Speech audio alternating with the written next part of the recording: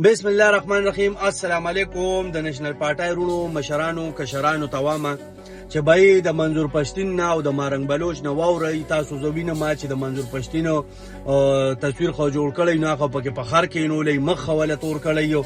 نو زه خو تاسو نه دا تپوس کوم چې په تاسو او په خرونو کې څه فرق دی وایي څنګه تاسو له خدای پاک دا دوره سر درکړی دی پکې دړی مازغري داسې بوج تاسو ګرځوئ.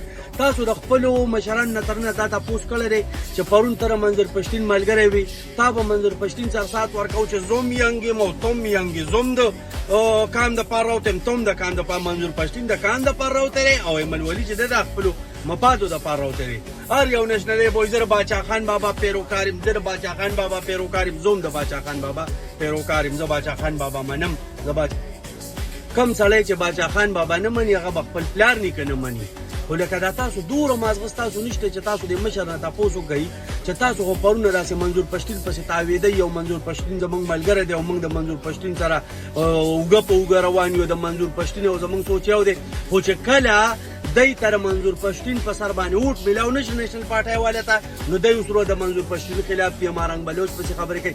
منظور پشتین او مارنگ بلوچ د خپلو خلکو لپاره قربانۍ ورکړي دي. ایمل ولی څه کړي دي ما ته ووایه ایمل ولی څه کړي دي تر نه پورې د کله نه چې ایمل ولی د حکومت راغلی په پښتونخوا کې پښتونخوا په وینو سره ده د وینو سیلابونه په پښتونخوا کې وبهدل. د منظور پشتین دی نه د ایمل ولی په دور حکومت کې پښتنو باندې د دهشتګردۍ سټمپ لګېدلی دی. نو و نېشنلیانو لږ د خپل مازغه استعمالوئ. دا خدای پاک دې دپاره درکړي چې استعمال یې کوي دې دپاره نه یې درکړي چې تاسو یې سیلپې قبر ته اوسئ او بیا دوزخ ته روان یې.